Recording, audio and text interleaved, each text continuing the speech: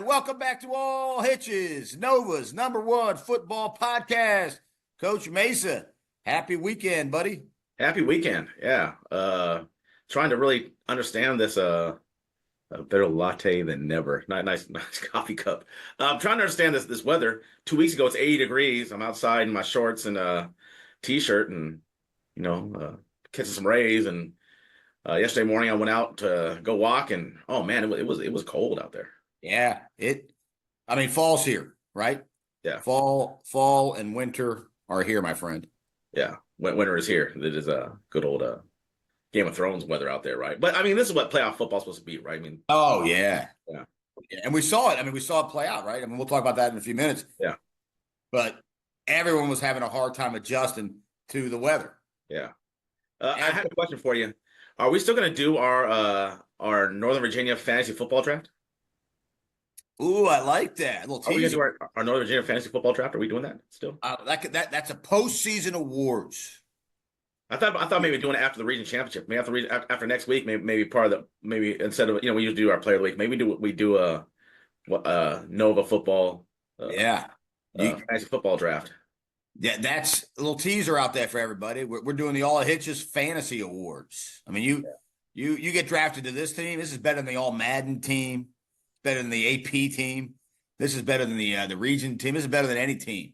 Better than the Washington Post. Better than Washington Post All Met team. I think we should probably do a draft and then and have Carl Frederick decide who he thinks would win in a fantasy game, and then maybe even have the people out there tweet at us which team. Actually, what I'd like for them to do is right now I'd like to politic on who they think we should take. Each one should take with our #1 pick. Yeah. Do you have in your mind right now if you got the #1 pick? You have to say it because we'll talk about it later. Do you have in your mind who you would take #1 overall if we had Northern Virginia, right? Yeah. Northern Virginia. We've gone over what we think the Northern Virginia boundaries are. Northern Virginia team 6A. So essentially, it's Fairfax, Arlington, Alexandria, and Prince William. Right. That's what we're talking about. Who are you drafting? Who you drafting one? Right. That's a good question. It's a good question. I got my guys doing the analytics right now. They're doing research. Now I'm thinking maybe we should structure it just like a regular fantasy football draft where you take a quarterback, 2 running backs, 3 receivers / tight ends. Well, we could build our team how you want to. You're gonna have some options. I might go 2 tight ends, buddy. I got some tight ends. That's what I'm saying. I'm saying the wide receiver / tight end, right? And wide receivers. A flex. Flex. A flex, and then a defense, and then what I was thinking of, and then we get to each draft 2 extra defensive players.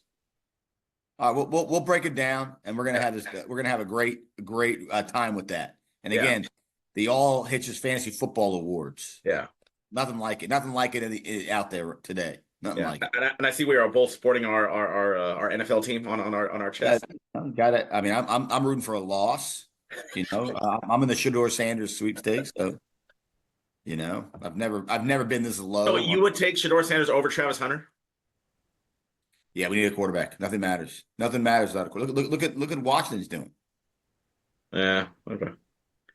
But you get a receiver and a corner. Yeah, I mean, I nothing wrong with. I'd be happy with Travis Hunter, but we need a quarterback. We got to change everything. Maybe you'll go the old Raider way, man. Go see if get Aaron Rodgers. Do you know Al Davis would do that right now? He would. Al Davis would have gotten A-Rod the first time when he was available. He would have. He already had Devontae. It would have made total sense. Yeah. But go get the quarterback on the back end of his career. Yeah, I would have done that a long time ago. That's true.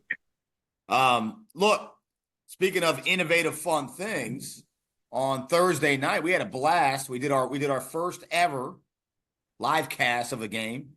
Yeah. You and me and the incomparable Carl Frederick. We did the Nova Red Zone. That was a blast. Yeah, it was fun. That was really fun, and that's something we could do a lot next year. And people were saying, well, you should show the games. Believe me, we'd love to show the games. We would do a true red zone. We could show the games. We would be hopping around for you guys, showing you the games while we talked over them. That'd been amazing. But there's laws.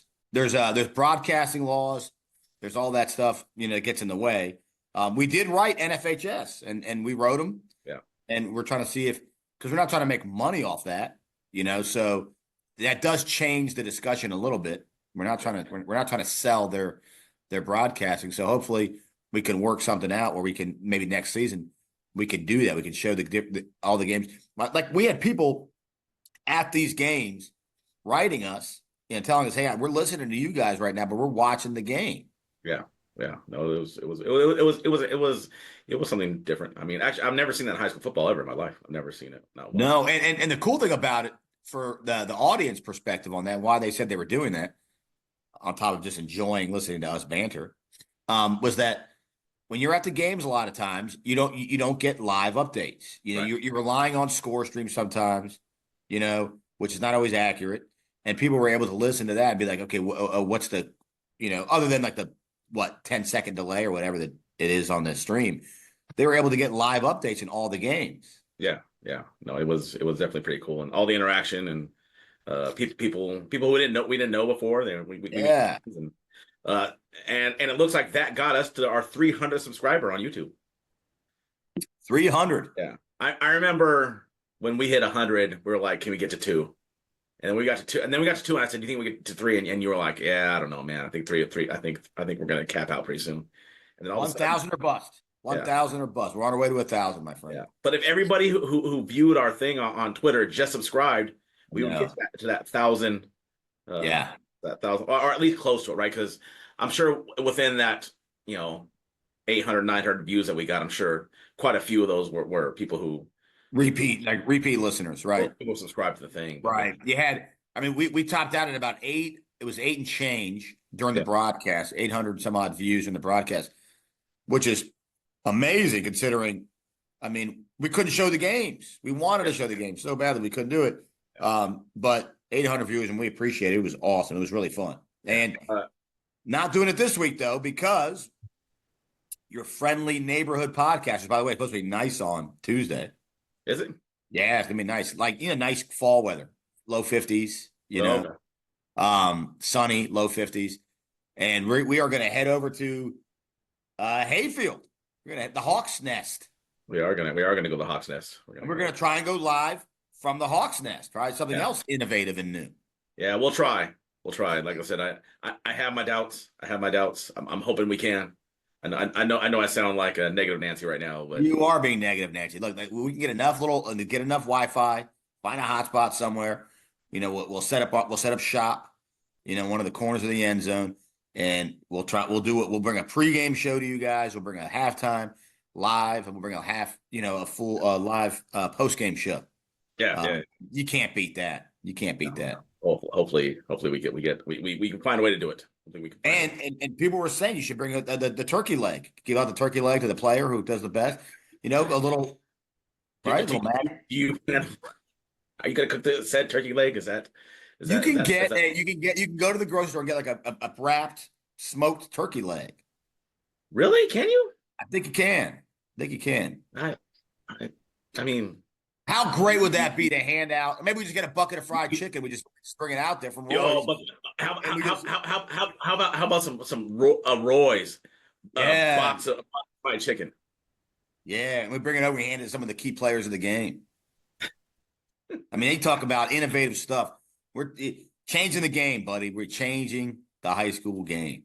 The double R player of the game. Oh, double R. Ham and cheese on a burger. Who doesn't like ham and cheese on a hamburger? Jeez, that's fantastic. Well, here we are. We're talking about awards for players. So we might as well get into that, right? Yeah. A perfect segue. And talking about ham and cheese. Well, no one does it better than our friends at Celebrity Deli. We know that. Who've just added a new Italian sandwich to their repertoire. To go along with one of the best sellers. Bestseller. One of the best. The best seller. Is it the best seller? You're kidding me. You know what? We need to get a little I want to know over the last month, where is the Dash and Dan sandwich on the best sellers list? It's up there. It's the top 10 for sure. Is it top 5? Is it top 3? Yeah, We're going to ask Celebrity Deli. We're going to get some answers. Is the Dash and Dan cracking the top sellers list? I think it might be. All the posts I've gotten from people eating it. Yeah. All right. And it's a huge sandwich. I was at an event the other day. Someone ran into me and they said, "Hey, I had a Dash and Dan." And they're like, "Man, I had about 4 inches of the 6-inch." He's like, "I was full because there was so much meat in that thing. A half pound of pastrami, my friend." I mean, that's a lot of pastrami. It's a lot of. I'm a pastrami guy. So here we go. Players of the week brought to you by Celebrity Deli. These are the guys that stepped up. We're going to start with the Thursday games. Stepped up, cold weather, snowy, rainy, icy, like Lambeau Field out there on Thursday night. We'll start off Lake Braddock game versus Mount Vernon. Our guy, he's back, ladies and gentlemen. He's back. Ty Jackson.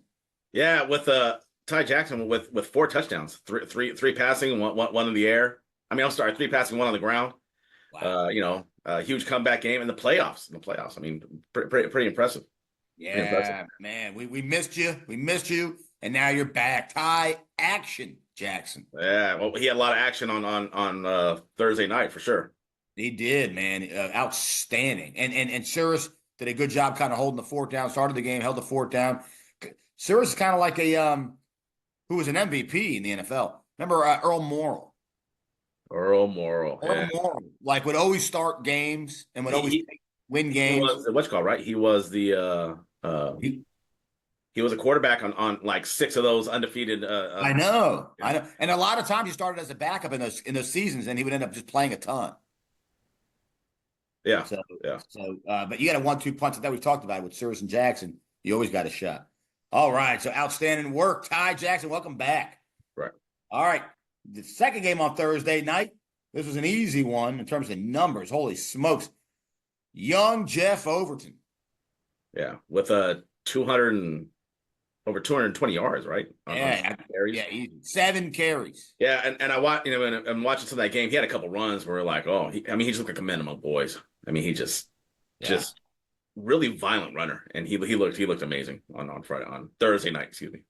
Right, and such a tough, violent runner for a guy who's he's not a huge guy, right? But he just runs hard, right? And he's so smooth out of the backfield catching the ball. Yeah, right. Just a natural receiver. All right, so Action Jackson, 1 award. Jeff Overton with the 2nd award, outstanding work. Third game on Thursday night, West Springfield, SoCo. Mark Anthony White continues the hot streak. Yeah, he looked really good in that game. Some of those. I mean, he was a broken tackle away from breaking, just these long, super long explosive plays. But he looked amazing. Yeah, I mean, he's just been on a tear over the last 4 weeks. Yeah, I mean, not a coincidence that kind of coincides with them being on a tear. Yeah, absolutely. All right, in the last game, Fairfax, for the best game of Thursday night, Fairfax, West Potomac, your guy, my guy, Zach Morris. Look like he was running to school because he was late, and Mr. Belding was going to yell at him. Yeah, I know he's been your guy all week. I mean, he's been your guy for you bought stock in that early. I did, man. He looked good. Every time they did a big play, get it to Penn Morris. Yeah, he looked explosive for sure, and they're going to need him this week. Yeah, he's moving faster than the trains at Penn Station. Little Penn Morris. Running downfield, he's got the big old brick cell phone as he's running downfield. Outstanding work. That was huge. All right. In the Friday night games, we'll start off with these games. I think the weather was bad both nights. I was going to say, I think the weather was better, but the weather was cruddy both nights. Patriot and Battlefield, Friday night. We'll get into that game in a second. What a game. Patriot defense. Yeah, I mean, for them to be able to overcome, that loss from 2 weeks ago. 2 weeks ago, and keep that Battlefield offense. I mean, because they falter at any point, when you have a 3-point win, if you falter at any point and they give a touchdown, they're right now sitting on the couch at home, or they're right now to the school turning in their gear, doing equipment training right now. But instead, that defense stepped up. Amazing job by the Patriot defense. And what a time to step up, right? I don't want to say the much maligned Patriot D. Yeah. But a lot of people all year long, would say that the offense was carrying the D, McCarter and Knutson and company, and a lot of the wins against the big boy opponents, they won it, and they won in a marathon win. They scored more points. They outscored them. Yeah. So what a night to turn it on. Yeah. I mean, after that performance against Garfield, to give up 40 to Garfield and then spend the next couple of weeks, the 40, then they lost, then they gave up quite a few points to Battlefield, but these next few weeks, just our defense just turned it on. Wow, yeah, we'll get into. I can't wait to get into that game. That's great job, Patriot D. Way to step up.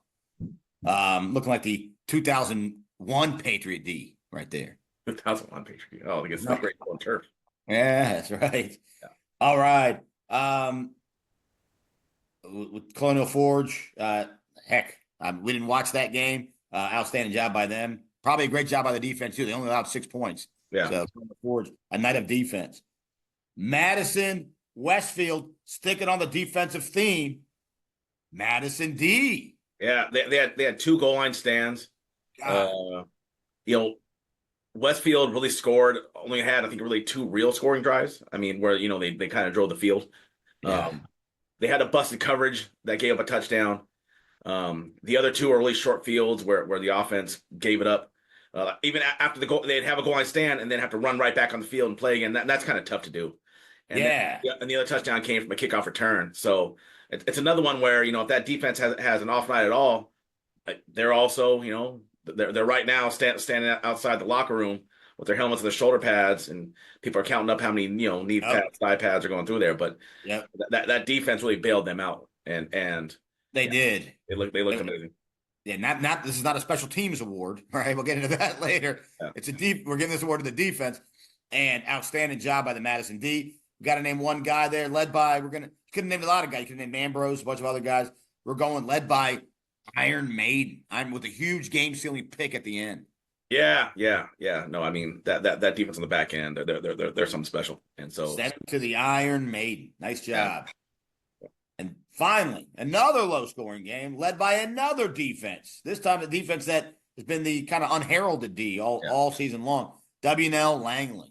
Yeah, so that W&L defense, the offense has kind of gotten the headlines for most of the season. But that W&L defense really came to play. Ben Hughes, led by, got to give one guy, Ben Hughes. Yeah, and they against a really physical Langley team, and were able to hold him down most of the night. Yeah, fantastic job on their end.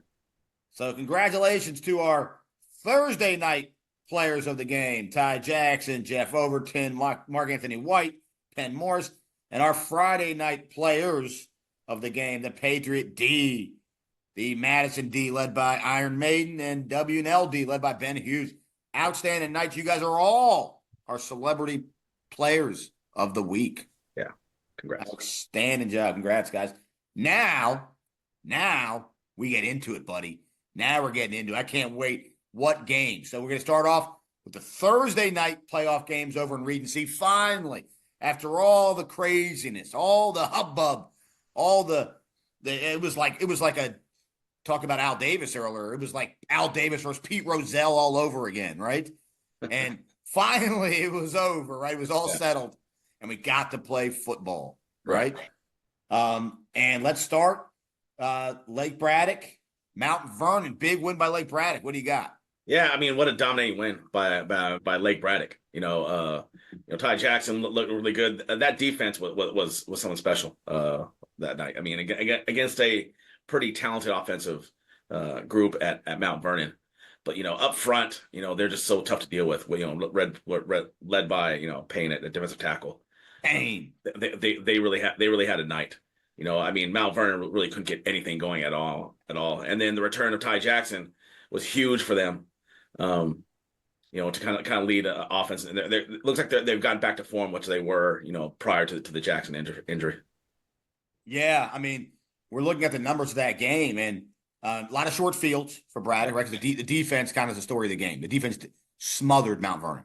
Yeah, I mean, they were up 42-0 at halftime. Could have been worse. Yeah, because everyone's talking about the Hayfield game. Yeah, right, about the score and the one-sidedness. This was just as much domination. Yeah, no, I agree. Just as much. Yeah.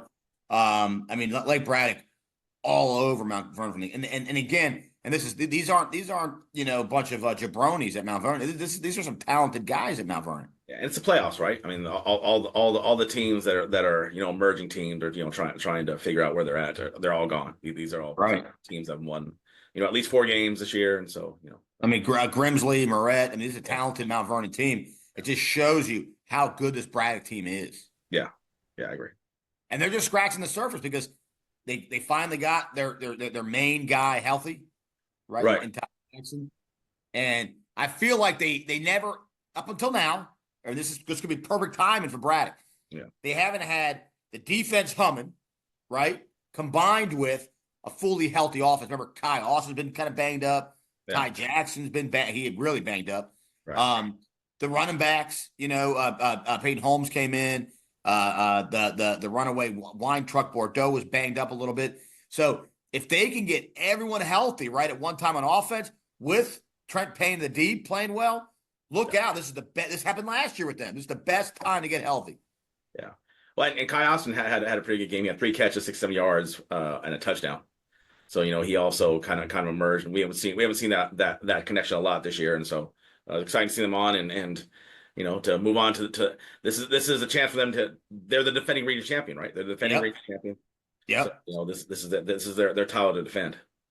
Yeah. So outstanding work, like Braddock, and on the call. I know we were on the call doing our kind of red zone thing, but on the call on that night you had our guys Adam Hazara and John Fedor doing their thing. Yeah. No, they do a great job over there. They do a great job. Great job. Love those guys. All right. Game 2 over in Region C on Thursday night. Another blowout. Hayfield versus Edison.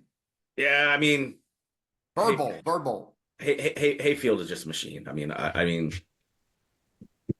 it was a lot of one-play touchdowns. I mean, they just Jeffrey Overton looked really good. There's really not a lot to say. I mean, I don't think I'm speaking out of turn, but Edison was just overmatched. I mean, and most teams are overmatched. That's a pretty good collection of talent they have over there at Hayfield. I mean, just offensively, right? I mean, you have 2 essentially Division I receivers. You have a Division I quarterback. You have a Division I running back. It's gonna be tough for anybody to deal with. And when you're the 8th seed from Madison, I mean, and defensively. And here's the thing that I give Hayfield a lot of credit for. A lot of teams that are really talented do not play their guys both ways. That's not the case. That's not the case at Hayfield. Their guys, both Preston and Overton, both play defense. I don't know. I don't think Ordenz plays defense. I haven't looked at their film extensively to see exactly where he plays. But they play their key guys both ways, which I think is smart. I mean, if you've got really good athletes, play them both ways. Right. I mean, and they play full time both ways. Right. I mean, in games that matter, right? In close games, right? They're going to play full. They're not going to leave the field. And that I think you want to take advantage of everything. Now, maybe if you are the top echelon, right? If you're what's the team in Baltimore, St. Francis, it's the same place that plays the national schedule. You got guys all over the place. You got Division I guys on both sides of the football. All right, that's fine. Right, you don't need to. But I think if you're a public school, if you have a Division I defensive end, you should probably playing tight end for you, right? Full time tight end, unless you're winning in a blowout. Yeah, if you have a Division I DB, he should probably be playing receiver for you. I mean, we're going to get into that in a minute here. I think you're alluding to maybe a certain team that had some guys that didn't play. We're going to get into that. I can't wait to get into that conversation. So, I agree with you wholeheartedly. So I give them a lot of credit for playing their guys both ways. But as far as the game goes, I mean, Edison was just outmatched. Yeah, I mean, as boxing fans, right, for that game, I mean, I'll equate it to the weight classes, and it is what it is. That's kind of where we're at. But this is an example of someone, being a fighter being a little, at the night of the match. One guy was weighing $180, and one guy showed up weighing $160, right? And or more, and just out of the weight class. And so that's not a reflection of Edison, no, right? You and I have talked about this. It's a reflection of the system. We'll get into that in the offseason. Yeah. But I mean, Hayfield, a different team. So Edison, don't judge Edison on this game. Edison had a fine season. Back playoff appearances. Yeah. They had a great season. Yeah. That's just it's just not this is not it's not the weight class, and it wouldn't be a lot of teams' weight class. Right. You I mean, know, it's not most teams weight class, and right? it's not. In the public school, it's not. No. So good. Good on Edison. Had a great season, good run. And now Hayfield looks for the next opponent, and they are on a tear right now. I don't think it's going to be as simple as some people want to make it seem. We're going to get into that when we preview the games next week, next week's game. But yeah, they were a machine on Thursday night. Yeah, I agree.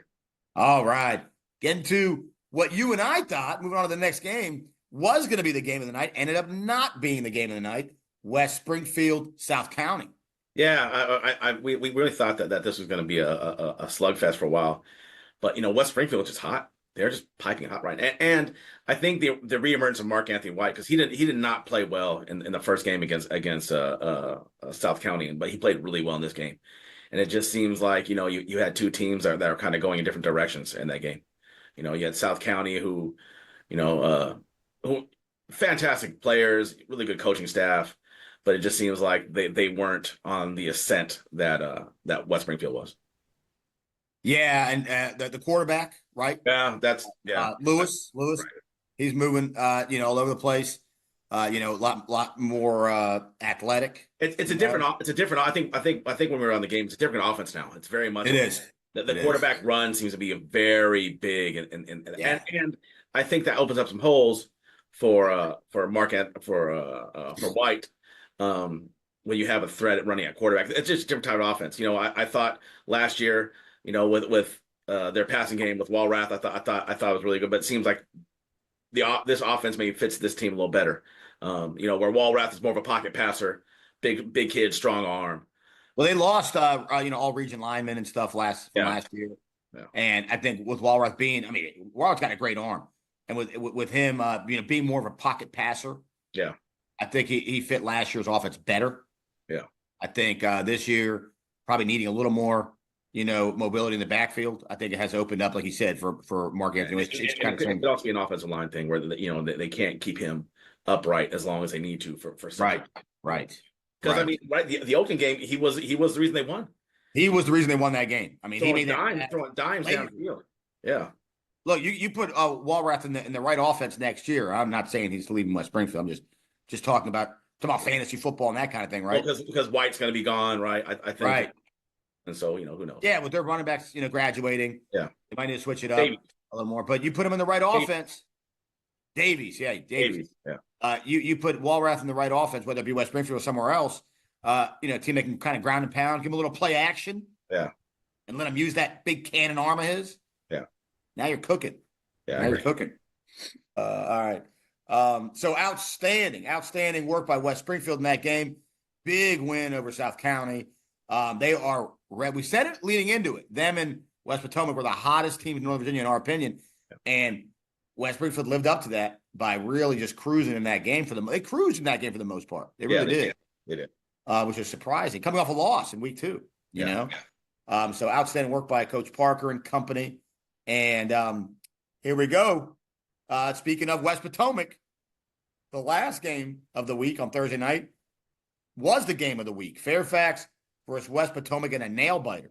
Yeah, back and forth, close game. And I think everyone saw a reaction. The key play of the game was that interception return for a touchdown that was not an interception return for a touchdown because of the crackback block. And I see the point of the rule. They're trying to. That's why you can't crack a defensive end anymore, right? You can't hit a kid who's not looking. You just can't. You can't peel back and do the old school. When I was playing, when you were playing, that was a thing, right? You got an interception on defense. You were looking for somebody not looking to clean their clock, and you just can't do that. And in the heat of the moment, and that's why you need to. You see college teams do it now. When a guy's breaking away, everybody throws their hands up and just starts running downfield, right? You want to maybe to shield somebody, but they make sure, like if you see the guy going, throw your hands up and get out of the way. And I feel bad for the kid who did it, because I'm sure after he did it, he was like, well, what was I thinking? But I think in the heat of the moment, sometimes there's still that wants to go and blow someone up and You maybe think the guys gonna make a play, but I think that ended up being a key part of the game. I don't know if West Potomac wins the game off that, but man, it makes it a much more interesting game. Momentum definitely would have swung West Potomac's way. Yeah, I mean Fairfax. I think Fairfax would have won, but you're right. I think that was a game changing play, or decision, and the officials do a good job. Look, they do the best they can. I think I love the area officials. They listen to the show. Yeah, we've had them tell us that, and they do a great job. And no one's going to be right all the time. right. No one's going to make the right call. That's impossible. Yeah. Even Ed Hockley got calls wrong, right? I mean, it is what it is. Well, and the other part of that call was it happened right in front of from the Fairfax bench. Right. Happened right in front of the Fairfax bench. Right. Happened in front of the Fairfax bench. I'm sure, you and I have been coaches. Something happens right in front of us. We are screaming for it. Yeah. That's true. Call is, right? But aside from that call, I mean, you look at Penn Morris. If he had he turned that one slant for a touchdown with that speed. Every time he touched the ball, he was making a play. The running game was cooking. Now they are missing Moman. Yeah. Now they have Moman's brother, Moman B. They got Moman A and Moman B. Moman, and he looked good. He looked good. Now he's not his brother as a running back. He's more of a defensive player. Yeah. Right. But he stepped up. If he can get going. Ethan Lynch, someone said he was banged up a little bit. Hopefully they can get him. I know it's a fast turnaround. Yeah. Hopefully they can get him back. Because I love that Fairfax running game. You know that. Yeah. They're tough. That defense, the D-line. Every time I looked, they were making a play. They were making life miserable for that West Po offense. And also it was Dom Sanchez being out was. Yeah. I mean, this quarterback was the quarterback who replaced him. He looked good, but athletic, I think you'd rather go with the senior, who helped lead to some big wins. They're a little depleted, but Fairfax is who Fairfax is, right? They run the ball, they play good defense. Fairfax was it West Potomac was either going in for the tying score or the go ahead score, and they pick off they get tip pass for an interception. So I mean, they came up with big plays when they needed it, and also they were able to grind the clock away. They made sure West Potomac was not able to get the ball back when they needed it. There was a couple guys, that stood out to me watching that game. Okay, in the Fairfax game, the guys that stood out to me. Other than Penn Morris and a few of the other guys, D-line wise, Travis McClain was unblockable. He was making a play every time I looked. You had guys like defensively on the D-line. You had Gerald Martin. You had Tolson. That's a formidable D-line. And I'll say this, that D-line is probably equal to, I'm going to bold statement here because you know how much we love Trent Payne and those guys. Yeah. Equal to, if not better than, as a collective unit, than the Lake Braddock D-line. I'm telling you. That's a bold statement. As a collective unit. Trent Payne, we gave him our award for Defensive Player of the Year in that district. But as a unit, Tolson, Martin, McClain, John McClain, Yippee-ki-yay, buddy. These guys bring the heat every time. Yeah. I'm telling you. That's a bold statement. It's bold. It is. These guys are legit. They're tough, and they're gonna come after you. They're gonna come after you. And luckily I know Sanchez was out, but the quarterback who filled in for him for West Potomac, he was athletic and he was able to move a little bit and try to avoid some of the stuff. Imagine if they were facing a sitting duck in the pocket, it would have been lights out earlier. Yeah, I'm gonna start calling you Dash Bayless. With these takes. You like my hot takes? Well, you're gonna love my hot takes later on. Stick around, buddy. Yeah. Stick around. It's gonna get a lot better. I'm gonna surprise a lot of people here in a little while. So outstanding night by Fairfax, and we said it all. Summer, fall, whatever. Fairfax wanted a night like this. If the weather's different, who knows? Maybe Fairfax, maybe West Point pulls the upset off. Oh yeah. Right? But the weather was tough. It was a tough mutter. And Fairfax got the weather they wanted, and they were able to, win in an ugly fashion and an ugly night. You know? That's big. Now, not going to be ugly on Tuesday, from my understanding. They're going to need Murad stepped up, made a couple plays. They're going to need a big night from Murad. All right, he needs to keep do you want to save this for when we're talking about the game, or do you want to? Yeah, we'll talk about it because Murad did make a couple of key plays when he had to. Yeah. He made some plays on his feet in the West Potomac game, which kept the sticks moving, which was huge. Yeah. So outstanding night by Fairfax, and we're going to see, and we'll get to these games in a few minutes. But Lake Braddock versus West Potomac, and we're going to see Fairfax versus Hayfield. That is the end result of those Thursday games, my friend. All right. Moving on to Friday nights, regions B and D. Let's start off with, and maybe the upset of the night, man. Let's get to it. You love this game. You loved it all year. You took Battlefield. You loved Battlefield. You had it from day one. They're winning this. They're winning that. They're going to win a national championship, this and that. And I held back. And my team that I had from day one. Amen. And I did not leave for dead on the side of the road like everyone else did. Patriot in the huge upset over Battlefield. Talk about it. Yeah, I mean, what a way to step up. I mean, I know that Battlefield was missing Callum O'Shea, but and they also had a couple of goal line stands, like a couple like 1 yard line goal line stands.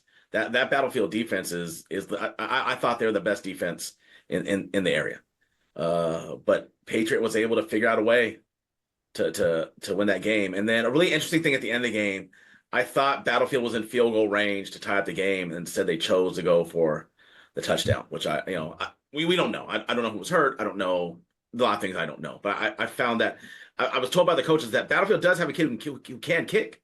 It's not like I mean, there's teams I've coached in high school where I don't have a kicker, where unless it's an extra point, we're not kicking the ball because I am fairly certain that ball may go backwards, may go sideways. Man, really bad. But that Patriot defense just stepped up, and kind of matched blow for blow with Battlefield, and both of them were missing their key guy. That's the thing. Yeah, can't be a Battlefield fan or parent or coach today, player, and say, well, we were missing our stud. And they were. Callum O'Shea, absolute stud. Yeah, and it's a shame they didn't have him for the game. Now, he'll be missed. But Jackson McCarter's not playing for Patriot, right? So he's their best player. Yeah, that was the other key part of that. So once we saw Patriot, kind of now it's even, right? Now we're missing our best guy. That wasn't the case in the when they played a little bit earlier. No, my understanding was Callum O'Shea only played one. But I thought it was a half. But either way, they won that game early. They took a lead early in that game, never looked back. They now when they're both out, their best players, a little more even. Weather was cruddy, which would have favored Battlefield style of offense, anyways, because Knutson's got that big cannon arm and he wants to throw it downfield. Huge upset. Patriot beat Battlefield at their own game. Yeah, they did. Yeah, no, I think that's a fair assessment. That's a fair assessment. And now let's get to some questions that we have. Okay. What I don't understand, you alluded to it already, so we're going to get back to it.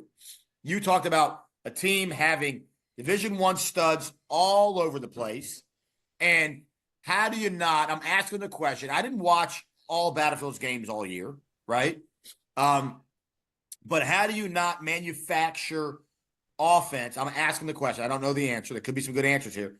But how do you not manufacture offense when I tell you we have a Division I DB going to Pitt? Yeah. We have a Division I DN going to Army, I think. Yeah, I think so. Division I guys all over the place. Division I linebacker, or future Division I linebacker in Blackstock. I mean, you have guys all over the place. And I know Callum O'Shea was just the straw that stirred the drink over there. He was. And missing him was hard on them. But I'm just wondering how that wasn't a more dynamic offense with all of those studs all over the place. Yeah, I mean, I don't know what their coaching philosophy is there, but I will tell you this. I remember Deshaun Jackson played both corner and wide receiver at a Long Beach Poly team that was full of Division I guys. They were full of them. They're full of them on both sides of football, but he was the best player on the team. And when they had to have it, He played corner. I remember he played corner the whole game, so they got to the CIF championship, which essentially was a region championship, which you guys were term at here, in the southern section, and they were playing a team that would check to a fade if you pressed them. So what they do, they took Deshaun Jackson. They're like, we're going to press you, and we're going to dare you to throw against them. And so that's what they did. They took him over there, and they played him over there. So, I've seen teams, and not just teams that weren't, that, only had one division. So I'll another thing. When Tony Gonzalez was at Huntington Beach High School, he was it. He was the best player on the team by far. I think there was only maybe one guy, and it was him. And he played both ways, but that was by necessity. They had to have him play both ways. As a matter of fact, that their defense was called Wild Tony, where he did not have a responsibility on defense. His job was just to see ball, get ball. That was it. But I digress. So there are other cases, but I have seen cases where you're Division One, you have lots of Division One guys, but your best guys have got to be able to play both ways. And I'll keep it local and simple, right? For people who maybe don't know, I can't imagine people not knowing who Tony Gonzalez is, a Hall of Famer, and Deshaun Jackson and those guys. But let's keep it local. We'll keep it with a name like Tony. How about Tony Rojas at Fairfax High School just recently? Could you imagine Fairfax coming out and saying, "Hey, Tony Rojas, you're a good player, but you're going to play defense in college, so you're only going to play primarily defense here, and we're not going to give you the ball in offense hardly." That Fairfax team wouldn't have gone as far as they did. No. Tony didn't leave the field unless he needed a breather. Yeah. So, and the Battlefield coaching staff has done a phenomenal job. That's a good coach. Coach Hatfield and company. Those are good. You go 10-0 every season. Every season they go 10-0. Yeah, great coaching. But that's why I'm asking the questions, and maybe there's answers to these. Yeah, right? I'd love to hear kind of what their philosophy is, because every coach has a different philosophy, right, and it's working for them. They've gone 10-0 every year. Right. They make runs every year. That the coaching staff there has a way better record than I have ever had. Right. So they've done a fantastic job, but I always wonder what philosophically when you're looking at a team, because there are some coaches who are like, we are a 2-platoon team. You play offense, you play defense.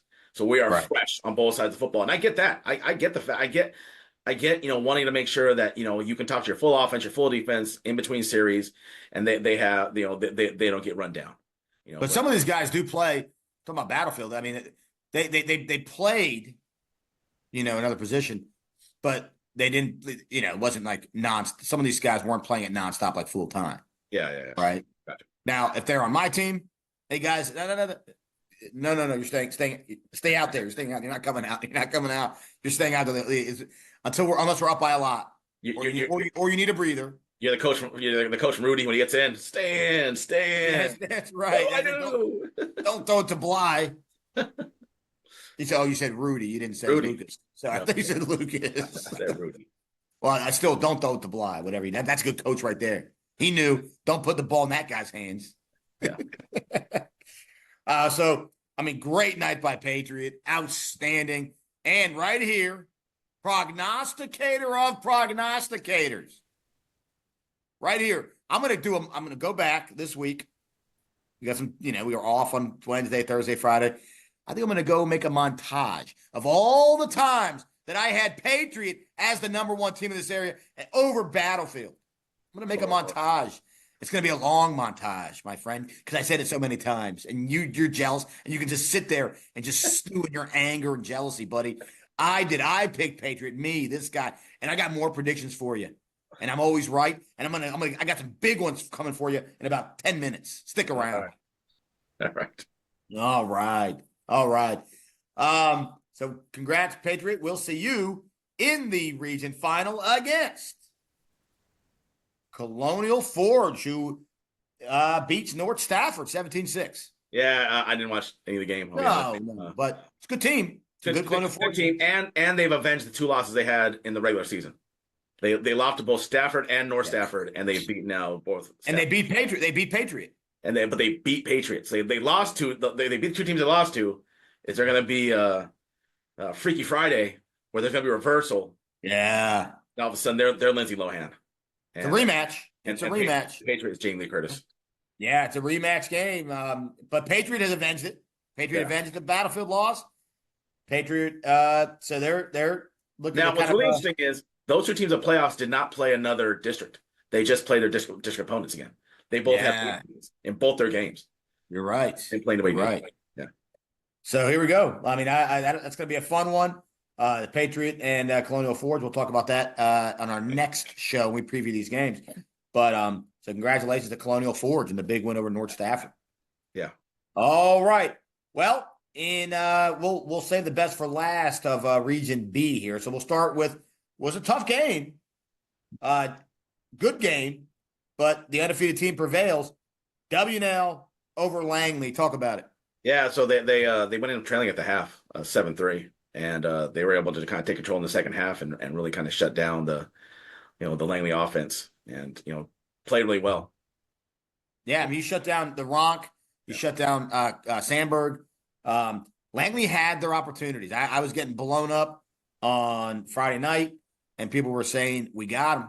We got him on the ropes. We got him on the ropes. Got to finish him off. They did have him on the ropes early. There was a couple knockdowns. We make the boxing analogy here. They knocked him they knocked him down a couple times early in the fight. Yeah. I mean, you're up 7-3 at halftime. If you're a Langley fan, you're starting to go, I think we got this game. We play right. Their style of offense, right? Their style of offense. They're holding down WNL's offense. It was their kind of weather. Yeah. If you're a Langley team and a Langley fan, what did you need? You needed your D to step up that game. You needed you were hoping for bad weather to slow down the WNL offense. You check. You got all those things. You're up at halftime. Check. Yeah. But WNL does what they do. Great adjustments made at the half by the WNL step, right? I mean, the D coordinator over there, Ludwig, the offensive coordinator, they did what they had to do. They pulled out the win. They got it. WNL undefeated season now. First region championship game since 1975. Oh, wow. That's I believe that's correct. 1975, first region championship appearance. Wow. My wife, who's a WNL grad, was just born. Yeah, as was I. There you go. Yeah. Great year to be born. There you go. I did not know that me and the Mrs. Dash were the same age. No, you don't. My wife was not even born. Sorry. Yeah. Okay. Sorry. Well, I was. So. Yeah, so you were just born. I was just born. And she was born a little while after that. So that's how long it's been. Okay, we're talking about a bunch of almost 50-year-olds not being born or just being born yet. Did you just make your wife older than what she actually is in front of a local audience? No. Did I say my wife? I meant someone else. Oh, that's even better. I meant Miss Dash. The Spice was born in 1975. Spice. Salt substitute, if I may, salt substitute. But it's been a long time, so the WNL faithful got to be freaking happy as hell. I mean, that's awesome for that community, for Arlington. Everyone's celebrating tonight. They're going to get some good chicken. Yeah. Go down and celebrate. One of my favorite Peruvian chicken spots right there in Arlington. Go down there, check it out. There's some good places down there, good eats in the Arlington area. Okay. They're going to Bob and Edith's Diner, celebrating at Bob and Edith's. The classic diner, been around there forever. All right. So outstanding work, WNL. And who are you going to play? Well, you're going to play the other undefeated team, Madison, with a huge clutch win against Westfield. Talk about it. I know we talked about it a little bit, and we named our players of the week. But that Madison defense, if they don't play as well as they played, they lose. They're going home. Don't get me wrong. Nicely was really good, and their offense did score when they needed to. But I mean, for them to continue to bail out after the two turnovers, the kickoff return. Usually, if you fumble twice inside the red zone, inside when you're backed up inside their own red zone, and you get a kickoff return, you normally don't win that game. But that defense just I thought played amazingly well. I've been a big fan of that defense. I did like the Battlefield defense better all year, but that Madison defense really stepped up against a district opponent that had played you tough before. So yeah, I mean, they've been what I consider the best team. I know the WNL fans are not gonna like this too much, but I thought they were the best team in that region all year. But now we get to see. I'm so happy we get to see it. It's so rare. So many times something screws it up, right? And we don't get to see that fictitious undefeated team versus the other team undefeated. You never get to see that matchup. Minnesota Vikings. Remember the Dante Culpepper, Randy Moss Vikings that lost one game all year. We didn't get to see them play the Broncos in '98, right? Yeah. It's actually the Cunningham Vikings. We didn't get to see them versus the Falcons, the crappy Chris Chandler Falcons, upset the 15-1 Vikings. We didn't get to see that great Super Bowl. We saw the Falcons. We didn't see LeBron versus Kobe because LeBron lost it to the Magic in the right finals. So many times we get robbed of that great, and we're going to get to see it. Now, talking about the Westfield game, same thing with Langley, right? If you're a Westfield faithful, things you needed to see, right? You needed to see Madison, uncharacteristic turnovers, check. Uncharacteristic, just bad play on special teams, check, right? You lost on specials last time. Yeah. If you're Westfield. Remember the kick return by this time you flipped it. Yeah. Check. Cruddy weather that's going to slow down their passing attack a little bit. Not that Madison has like they're not the vaunted passing attack in this area, but you got nicely one of the best, weapons in the area, and you got a good quarterback in Yates. Check, right? You got the bad weather. I mean, check. And you just still can't pull it off. That's backbreaking, man. Backbreaking. But hats off to Coach Fossler and his staff. They had a great season. I mean, a few things go right for them, and they are 2-0 against Madison, right? I know. They were on the cusp both times. But now we have Madison back in the region championship game. I'm asking you a trivia question. Go ahead. When was the last time either Madison or Westfield was not in the region championship game? What year? All right, without looking it up, I'm going to say I can tell you. I think I can tell you who it was. Just a year now. They all run together. It was Centerville, wasn't it? It was Centerville, and it was the year that it was the year they were. Oh, but you said not in it. Not in it. Either one of those teams, Madison or Westfield, not in their region championship game. I thought you said not won it because but I am right on that. Centerville won it the year the next year. Centerville played. Was it DeMatha or Gonzaga in that ESPN game? You know what? No. Who did Centerville play that year in the region title when they won it? Westfield. Damn. So that's off. So you got to go back. I'm going to go back to Oakton. No. The last time was before there was even a region 6A or 6D, before that even existed. 2010 was the last time one of those teams was not in the region championship game. Who was it that year? Oakton? Lake Braddock, Chantilly. Lake Braddock, Chantilly. I forgot about Chantilly's dominating teams back then. But those teams have been in the region championship game 14 years. 14. So these freshmen were either just born or not born yet. Yeah. Last time one of these teams were and it continues on. Madison now just continues on being in the region championship game. Wow. Yeah. Impressive stuff, man. Impressive stuff. And like you said, Westfield, kudos to you guys. Yeah. Great season. Same thing with Langley, by the way. I think I just overlooked that a second ago. Yeah. I'm going to talk about both teams here for a second. Yeah. Because we're going to talk about Westfield and I'm sorry, not Westfield. We're talking about Madison and WNL for the next week, right? So real quick, just a quick rewind. Langley and Westfield, outstanding seasons to both of you. I want to say that Coach Voss and Coach Pottinger, outstanding seasons, both you guys. Coach P, player of the year for all Hitches. Both first year head coaches at first year head coaches. Coach P had a lot of, he had a tough situation he had to take over, and he rallied the troops. I don't know if they're going to put that job up now that season's open. I think they have to. I don't know if he's going to apply for that job. If he does, I'm going to say right now, if Coach P is applying for that job, hey, let's go ahead and close the book, shut down the app. They give him the job right now. The guy did an amazing job. Kudos to him. And then Voss on the other side. Wow, everybody wondered, the old Robinson coach is coming into, Westfield. What's he going to do? Yeah, what's he going to do? I mean, he did amazing. And you could argue that they could have and should have won that game the other night. So outstanding job, both schools, both coaches, the whole thing. Awesome work. Now, getting back to I do think before we close out this week, I think we should just go ahead and give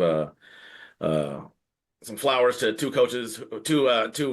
veteran coaches of the area who have who stepped down. Coach Hanson over at Yorktown, and I can't think of the head coach at Coach Bachman. Coach Boston. Both with you know just did great jobs. I mean, obviously, Coach Hanson's been coaching there since we were both in elementary school when that guy. Yeah, and Coach Ing, we weren't even born yet. Yeah, yeah. So I just thought we'd give them a big shout out. Wish them well on whatever they choose to do next in their careers. Yeah, I'm glad you brought that up.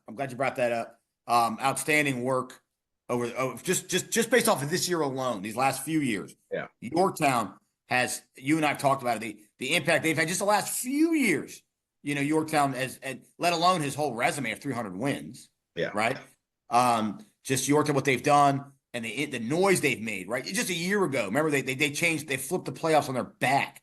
Yeah, when they upset South Lakes. I mean, so Coach Hanson's always been just a guy making an impact, and all the families he's touched, over 300 wins, and players. You look at the Yorktown staff and how they're all Yorktown guys, and people come back to coach for him, to play for him. Just beyond football, someone like Coach Hanson, beyond football, and all the lives he's touched and impacted over 40 some odd years of coaching. God, that's something that everyone that gets into coaching is envious of. Forget about the titles and the rings and all that stuff. Just the impact that you make on people's lives. Yeah, no, I agree. And then Coach Bachman, holy smokes. What a turnaround, huh? 0-29. That's a job that nobody wants. Everyone's laughing about. Talk about left for dead on the side of the road. Right. I mean, maybe the worst job in Northern Virginia, just a few years ago. And then to come into a school like that and to flip it and to make them not only relevant, but to make it, a sought-after job, a sought-after school. Take a bow, Coach Bachman. Take a bow. Yeah. And again, impacting lives, changing lives, all that kind of stuff too. Man, you know what? Now I've heard people talk about that job. People have texted us about that job, saying that's a sought-after job. It's a great job. People weren't saying that 3 years ago. If you go to a job that people are laughing at, and then 3 short years, people are going, "Oh my God, that's a great job." Take a bow. That was you that did that. Yeah. Congratulations, wow. Congratulations those two guys. Yeah, we wish them both the best and their families the best. Outstanding. Thanks for bringing that up. That's something that I wanted to talk about. Yeah. All right, man. So again, congratulations to Patriot, to Colonial Forge. That's going to be a good one. And then obviously Madison and W&L. We're going to break those down later in the week. Can't wait to get into those games. Yeah. All right, buddy. And this brings us to our final segment, where we're doing 2-for-1 special today, buddy. 2-for-1 special. We are going to preview Tuesday night football. Tuesday night games. Little appetizer. Little Thanksgiving appetizer. Hold on. Maybe you're driving out of town on Tuesday, trying to beat the holiday rush. You know what you do? You turn us on. Turn us on and listen to us do our talk about the Hayfield game. You listen to us preview the games. Yeah. You can listen to us do the live games, and you can listen to us go over and recap all the games if you're on the road at any point this season. And if you're on the road that long, because some people are driving up to Tennessee and like Burl Ives, used to. And if you're making that Burl Ives drive to Tennessee, Burl Ives travel to Tennessee. Yeah, that's in that song, Happy Holidays. Not Happy Holidays, but we'll get into the lyrics of the songs later. Pumpkin pie, all that stuff. You're driving to Tennessee like Burl Ives. You got a lot of time on the road. You can probably listen to many episodes and kind of catch up on a lot of things. In Nova football, right? Yeah. So, without further ado, let's get into the Tuesday night action. Semifinals, Region C, Lake Braddock, West Springfield rematch. Talk about it. So it's a rematch, like you said. I believe it's a 10-point win for Braddock last time. But West Springfield is again piping hot right now. But on the flip side, it looks like so is Lake Braddock. Looks like Lake Braddock is primed and ready to make a run. I mean, I'd expect to see some offensive fireworks in this one. Now the question is, I think we both like Lake Braddock's defense a little better right now than we like West Springfield's defense. Can West Springfield's defense slow down Lake Braddock's offense I think that's going to be the big key of the game. Yeah, you said it. You said it. They are both smoking hot right now. Coming into the playoffs, yeah, West Springfield was the hot team, all that stuff. Lake Braddock has turned to another gear. Yeah. And now with Ty Jackson coming back and kind of working the rust off, right, you'll say, they're just as hot. That D is just as hot. Yeah. And they're healthy. Now Lake Braddock's healthy. This is actually going to be this is going to be an old schoolyard, fight right here. These opponents, they know each other well. The coaches know each other well. The staffs know each other well. They're neighbors. The kids know each other well. These are neighboring schools. Right. This is what rivalries are made out of. This is, bring out Niedrich, bring out Renner. This is an old school, just friggin' West Springfield Braddock All-Star game. I can't wait for this one. Yeah. I mean, it's gonna be exciting. What's in between Braddock and West Springfield that you gotta claim territory over? You always talk about, like, you can't go to this place, you lose this game. Where's the thing in between them that the winner's gonna be acclaimed stake over? Yeah, you got you want to show up at Kilroy's, you want to go to Anita's, and get a nice breakfast burrito, right? Swiss Bakery, you get a nice delicious eclair, and you got to win this game. Oh, do you want to go get some comic books at Toshi Station? Yes, that's a little closer to South County too. You want to go to Kings Park? You want to go to Kings Park Shopping Center and get a nice pizza over there? Huh? Well, you better win this game. You want to go to the delicious Chinese restaurant over there in Kings Park, right? Hunan West. Love Hunan West. Glory Days? Hey. Glory Days in Burke. Yeah. Glory Days in Burke. You better win this game. This is for all the marbles. This is all the marbles. You will make and for Lake Braddock, speaking of consecutive appearances, Mr. Stat Master, what would this be for Lake Braddock in the region championship? I don't know. Region title appearances. I think this would be their third if they win this one. So we'll have that answer if they make it. If they make it, we'll have that answer for you. Because I know they've been there quite a few times recently, quite a few times. And even if there's a kind of a break, they've been over the last decade. It's been a lot of them. Yes, it's been a lot of them over the last decade or so, or more than a decade, 2 decades. So what a game is going to be, and talk about star power. Mark Anthony White, Bordeaux, the runaway wine truck. You got Ty Jackson. You got Lewis at quarterback. You got Kai Austin. Davies. You got Davies. Yeah. I mean, the list goes on, and Trent Payne, on and on and on. What a matchup. Yeah. What a matchup. Coach Parker, Coach Doc, Coach Parker, Coach Crush. On a short week, too, though. It goes on and on and on. On a short week. I'm probably about 3 days of practice. Man. But you know what? You've already, you know each other really well. This is where, in terms of prep, you'd like to rest more right now. The rest is more important. In terms of prep, that these guys know each other so well. Yeah. They know each other so well. What a game is going to be. That very well could be the game of Tuesday night. There's only 2 of them, but you could have had 10 games on the slate. This could have been the best game of the night. Yeah, I agree. However, we're going to stroll down to Alexandria here, buddy. Move on to our second game, and a game that we will be attending because something's telling me this game could shock some people. We've got Fairfax going to the Hawks' nest, my friend. What do you got for us? I mean, it is definitely going to be an interesting game. I think this might be one of the more challenging games that Fairfax has played as far as Northern Virginia has gone in there. I mean, they played West Springfield early on. You're talking about Hayfield, challenging games for Hayfield. Yeah, that's challenging for Hayfield. Excuse me. We'll see. I mean, Coach Taylor's been really successful in the playoffs. I mean, this will be his. He's looking to get his third. This I know in my head. Yeah, this will be his third chance to get to his third consecutive region championship right now. But Hayfield is just. I mean, like I said, the collection of talent they have there is really good. I mean, now the question is going to turn on to Hayfield's defenses. How are they going to do against a run game? a type of running attack I don't think they've seen all year.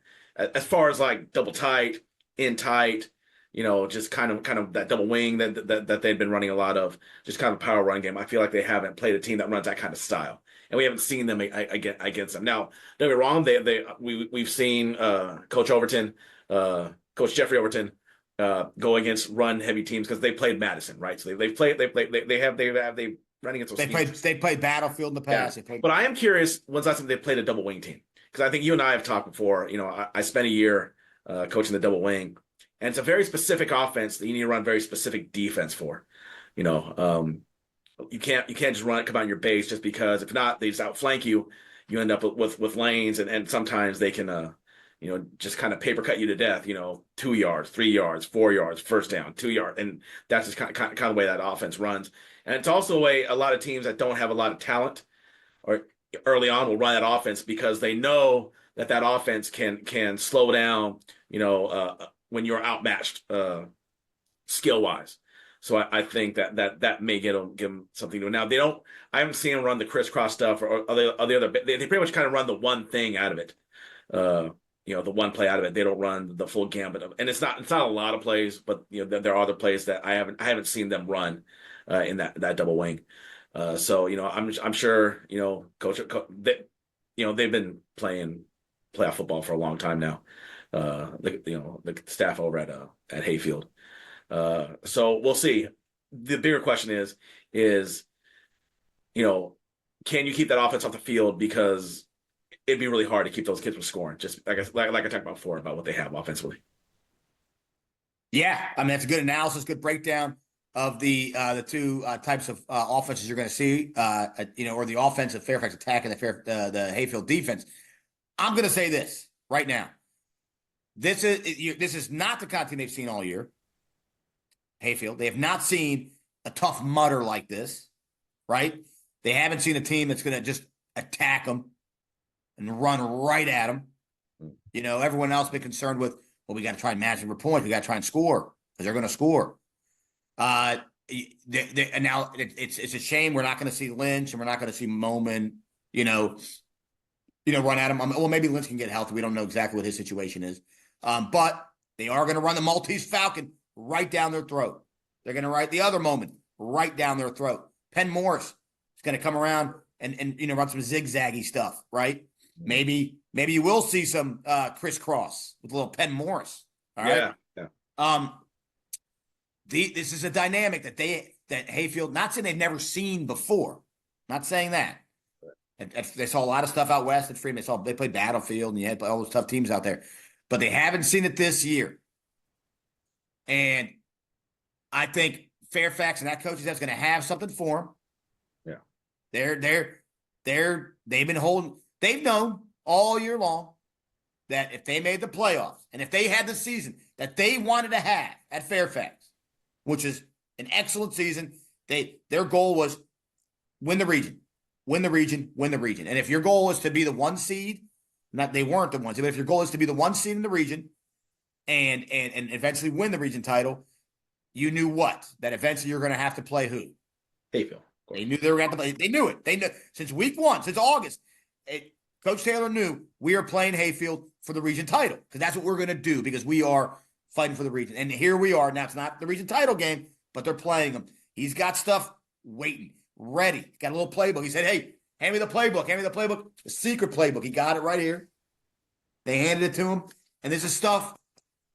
Hayfield hadn't seen this stuff, okay? So you're playing big boy football if you're Hayfield. Yeah. You ain't playing this finesse stuff anymore. Okay. Now you're playing big boy football against a team that wants to run the ball down your throat. Now, can they come out and stop it? Look, I see your face over there, buddy, laughing. Oh, the Hayfield, the big bad machine of Hayfield.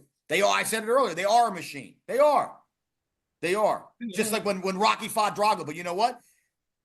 They're going to hit him early. Fairfax going to hit him early, and you're going to see a little blood. You're going to cut him. And then, Coach Taylor and company are going to, and Coach Harris, they're going to say, see, he's not a machine. They bleed. They're not a machine. Just a man. He's just a man. Just a man. And they're going to see it's a 7-7 game first quarter. Fairfax is going to look around. And coach is going to say, see, we can play with these guys. This is why you've lifted all those weights. This is why you do all that stuff. Okay? I'm saying it right now. That game is going to be closer than anyone thinks it's going to be. Now, the forecast is not calling for mud and rain and all that stuff, unfortunately, because I know the Fairfax faithful would love that, and that would help them. They really would. But this game's going to be closer than anyone thinks it's going to be. And remember, you heard it here first. The guy who took Patriot 3 months ago is saying it right now. Yeah, everyone thinks Hayfield's just, counting their money, sitting back, waiting for the next game because this is a lock. They're going to win this game. I'm telling you, Fairfax is a team they haven't seen. They haven't seen a team run right down their throats, and they're going to attack them hard. And I'll just go back to what I said about the double wing. That the double wing invites you to be aggressive. It wants you to do that. It wants you to be ultra aggressive and try to shoot gaps and do all those kind of things because they want to wash you down. They'll take the momentum with you, right? They've got really great athletes over. They want that's what they want you to do. They want you to do all those things and be really aggressive and shoot the gaps and guys, jumping in here and there because they want to just wash you down. They want to kind of outflank you and just kind of ride the wave and kind of move through. So, I mean, it. Am I saying they're going to run exclusively? They don't run exclusively to begin with. So I can't imagine this making that their identity. But that offense in particular does set you up for, trying to make it. So you have to play out of character. And now, a couple things speaking of out of character. Now, what I'm saying, a couple things can't happen. A couple things can't happen if you're Fairfax. One, the turnovers. Yeah. We saw it against West Potomac with Oakton. They only got a couple losses this year. And in those losses, turnovers were a big factor. And obviously, football 101, right? I'm not saying anything crazy now. Don't turn the ball over, right? I mean, that's all essentially is what I'm saying. But they've had a tendency to turn it over in some of these games. Can't afford that here. Can't afford the fumbles and that kind of thing. Mirage been playing steady. Can't turn the ball over, right? Be smart. Be smart. If they are throwing it and it's not there, take off and run. Get a couple yards, throw it away. Don't make any, crazy passes against these dynamic athletes outside they have, right? As we know. Yeah. Special teams, right? Be smart on special teams, right? They got some weapons out there. I'd be pooching it. I'd be onside kicking it. You know me. I'd be very cautious on specials. Don't lose the game because you decided to kick it or punt it to their main stud. Yeah. Right? Be very conservative there. But you do all that, right? No errors there. I think with that style of play. And then let me get to this real quick. So another thing they have not seen that Hayfield has not seen since Riverdale. A ferocious D line. Yeah. I alluded to this earlier with McLean and company. All right. They're going to come at French the way French hasn't seen since the Riverdale Baptist game. French was a little uneasy early in that game. French rebounded and played a phenomenal game. Yeah. You remember early that we were at that game. Remember early that game, he was uncomfortable in the pocket. They're making him throw off platform. And, even things that he normally can throw in his sleep, right? Like easy slants. They were skipping off the ground and stuff, right? Yeah. They were getting him off his mark. Can that Fairfax D line, can they do that in this game? That's a fair question. That's a fair question. This is gonna be a heck of a game. I'm telling people, and we will be there. We're doing a pregame, doing a halftime and postgame. If the Wi-Fi is strong enough or the hotspot is strong enough, we are hoping. We don't know. We are hoping we can get in a strong enough signal and we can bring you the pregame. Maybe even have that turkey leg, a little smoked, or maybe a Roy Rogers bucket, A double R, just throwing Gold Rush. You know how they have those rockets and they throw T-shirts. We're going to go over to the fans at Fairfax and Hayfield, and we're going to launch double R burgers into the stands. Who doesn't love that better than a free T-shirt? Yeah. So two great games. Fairfax, Hayfield, Lake Braddock, West Springfield. Holy smokes. Tuesday night football, you can't beat it. Yeah. Can't beat it. Well, buddy, kind of wrapping things up here. I'm going to throw a curveball to you before we jettison on out. I'm going to throw one curveball to you. I need prediction from you, sir. I need a who is the Region C region championship matchup. What is it? Tell me. I mean, I'm not going crazy. I think it's gonna be Braddock and Hayfield. I don't. Chalk. I think it's gonna be Chalk. Mesa loves going to the chalkboard. Yeah. All right. Well, you heard it here. You heard it here first. Here we go. You heard it here first.